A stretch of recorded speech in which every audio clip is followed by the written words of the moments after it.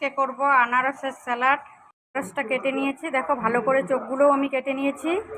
এখন আমি ছোট ছোট করে নিব, ছোট ছোট টুকরো করে নিব। এই জন্য আনারসটাকে কেটে নিয়েছি ছোট ছোট করে। তোমরা চাইলে এটাকে লম্বা লম্বা পিস করে নিতে পারো। আমি দিয়ে দিচ্ছি বিট লবণ,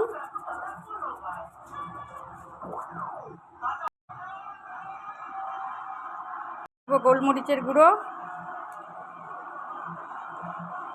সেজন্য ভালো করে এগুলোকে মিক্সড করে নেব।